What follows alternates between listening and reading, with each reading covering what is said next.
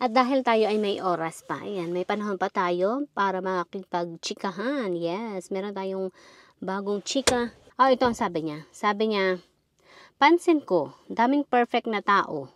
Like, wag mag-anak kung mangutang lang ng gatas, diaper, etc. Life happens. It happens. Masyushort ka talaga. May mga circumstances na ganun. Anong generation kayo? Nung pinanganak ba kayo ni minsan di umutang ang parents nyo? Or sagot nyo naman, kaya nga hindi kami gagaya sa kanila?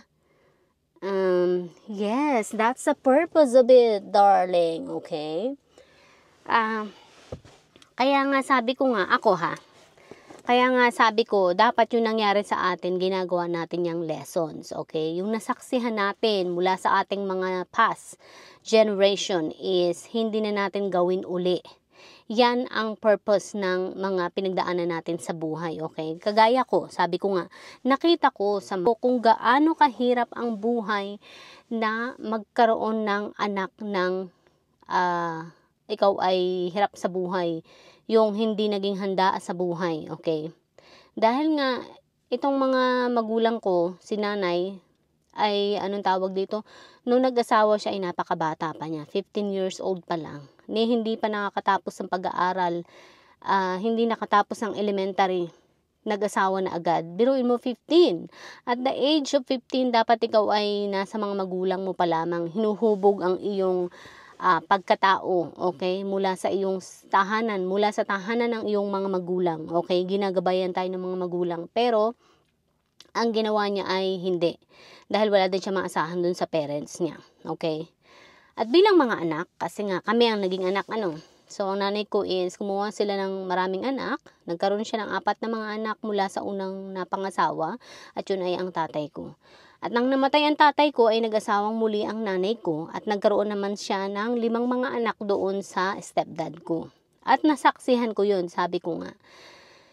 Nasaksihan ko kung gaano kahirap ang buhay. Dahil nakita ko yun kay nanay. Si nanay ay naging housewife.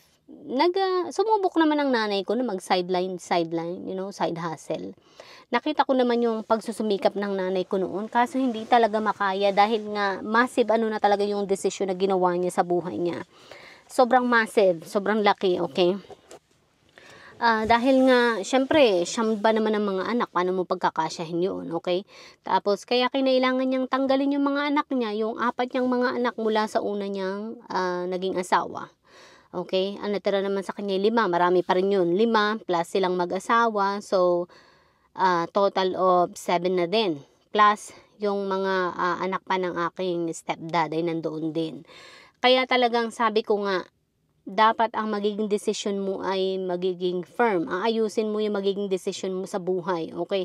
Dapat doon pa lang ay magkakaroon ka ng lesson in life. Okay?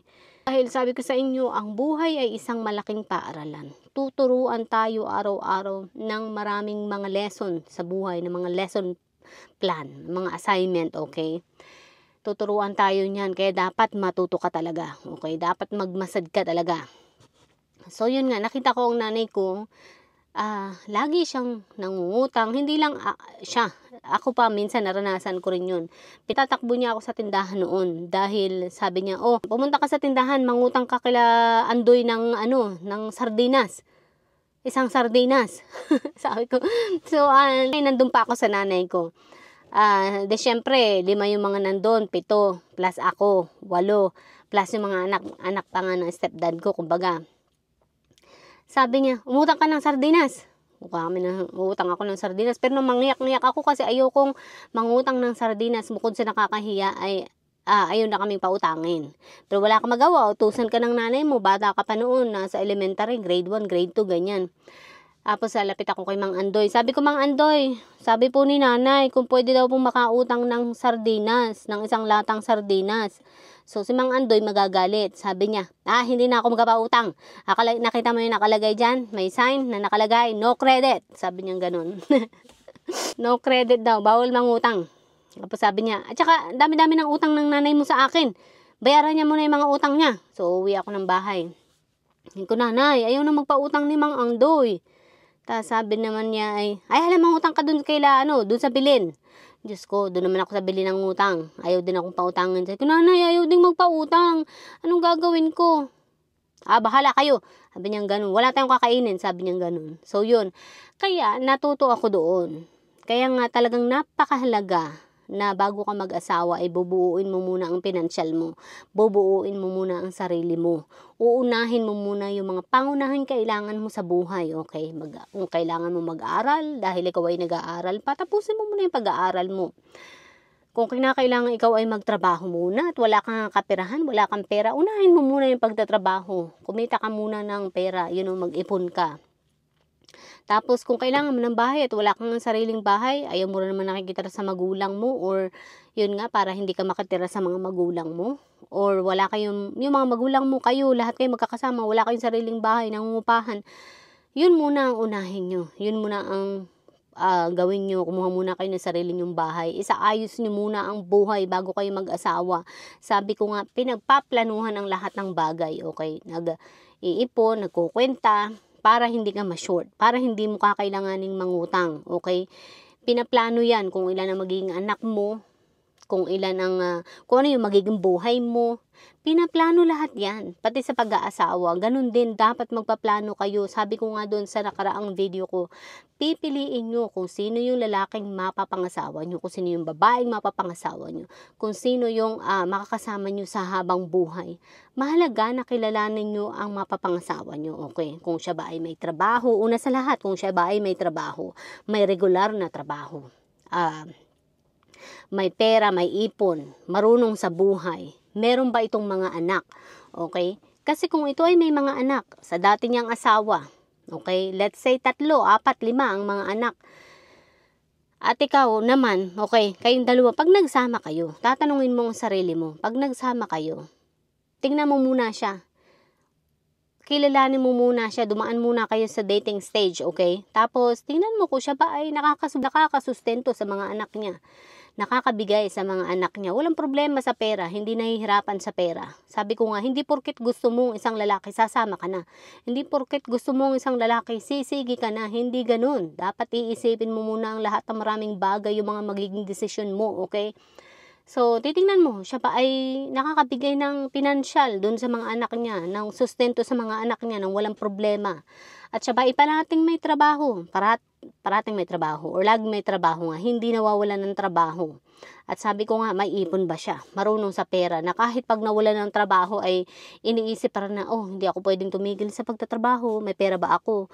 Kailangan bago ako tumigil sa pagtatrabaho ay may pera ako para makaya ko pa rin yung pagsusustento sa aking mga anak. So, walang problema. Pag nakita mong ganun ay okay, walang problema. At siya naman pala ay nakakabigay dun sa mga anak niya, walang problema, walang issue, walang hindi nag-i-struggle sa pera, then go. Pero kapag sa simula pa lang ay nakita mo na kahit dun sa mga anak niya sa una ay hindi siya makabigay, hindi siya makasustento. Tapos nag-anak din kayo. Kung ilan yung magiging mga anak mo sa kanya, plus yung anak niya sa una, magkukombine yan, okay? Ipag-a-add yan, mag-a-add yan. So, mangyayari, mag-a-add, magmumultiply ang mga problemang dinala mo sa buhay, okay? Kaya, sabi ko nga sa iyo, life, okay? Life ay isang malaking paaralan, okay? At ang math ay nandiyan. Ang math ay habang buhay nating dadalhin sa buhay natin, sa ayaw at sa gusto natin. So, kahit buhay natin, okay, pinag-multiply, pinag-a-add, okay, pinag-minus, okay, ini-eliminate, tinatanggal, kumbaga.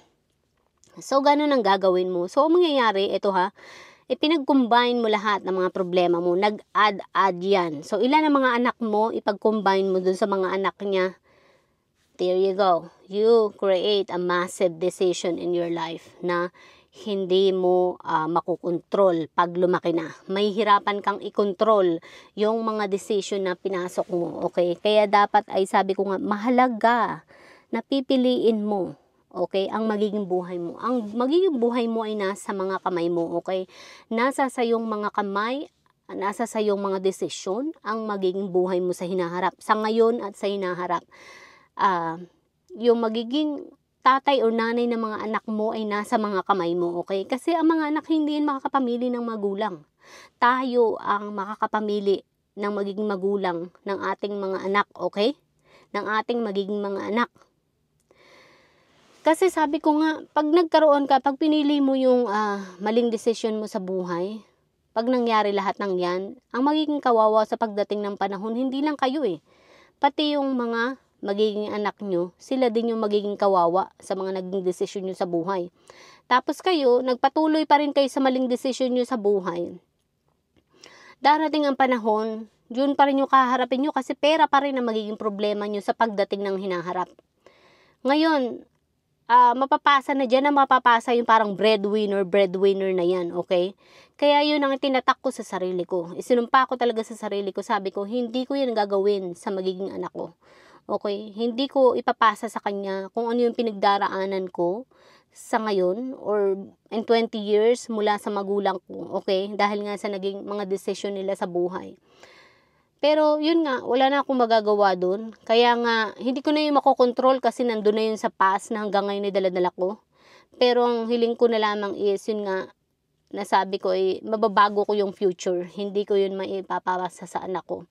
Dahil ayokong pagdaanan ng anak ko yung bigat ng kalooban na pinagdaraanan ko, okay? Dahil hindi biro, lalo na kapag may anxieties ka, mahirap magdala ng another problem in life na hindi mo naman problema, okay? Tapos dadalhin mo sa'yo, magiging mabigat yun para sa'yo, hindi yun magiging madali, okay? Kaya nga sabi ko nga, piliin mo lamang kung ano yung magiging buhay mo. Piliin mo lamang kung ano yung makakaya mong maging buhay. Kung ano yung ma-afford mong maging buhay. Dahil ang pagkilos at paggalaw dito sa mundong ito ay may kinalaman sa pera. Okay? Kailangan natin ng pera upang masustentuhan ang ating pamumuhay. Okay? Yan ang hindi maintindihan ng halos maraming tao. Okay? Pera ang kailangan natin sa mundong ito. Na kailangan pinaghahandaan talaga yan. Hindi pwedeng hindi mo pinaghahandaan. Paghahandaan mo yung kapag nawalan ka ng trabaho, kung hanggang kailan ka mawawalan ng trabaho, para masustentuhan pa rin yung iyong mga bills, mga bayarin mo, tubig, ilaw, kuryente, pagkain, pamasahe, pag-aaral ng mga anak mo, pamasahe ng anak mo, pagpasok niyan sa school, baon nila, kukwentahin mo yan. Doon mo malalaman kung gaano kamahal ang pamumuhay, okay? Meron akong nakita doon sa video na sabi niya, ang baon daw nung anak niyang elementary is 200 papasok sa school. My God, 200, malaki yung 200 Kwentahin mo yan sa loob ng isang buwan, nasa 6,000. I-minus mo na lamang yung mga weekends. Malaki pa rin sa isang buwan. In 1 year, magkano yan? Kaya doon mo malalaman na kailangan magkwenta talaga kung kaya bang pamumuhay sa pagkakaroon ng anak, kukwentahin mo yan, okay? Dahil pag hindi mo yan kinuwenta, sabi ko sa inyo, mahihirapan kayo. Doon mo malalaman, okay, pag kinuwenta mo, doon mo malalaman kung gugustuhin mo pa rin ba na magdagdag ng anak, okay? Kung kakayanin ba, okay? Kung kakayanin ba ang pag-aaral, kung kakayanin ba ang buhay, okay? Isa muna ang maging anak para malaman mo kung kaya ba ang buhay. Papasukin mo muna yung anak mo. Okay, hintayin mo muna siya makapasok sa school at kwentahin mo yung mga kagastusan buwan-buwan para malaman mo kung kakayanin ba ang buhay. Doon mo malalaman doon mo malalaman kung kakayanin mo bang mag-add uli ng isa pang anak, okay?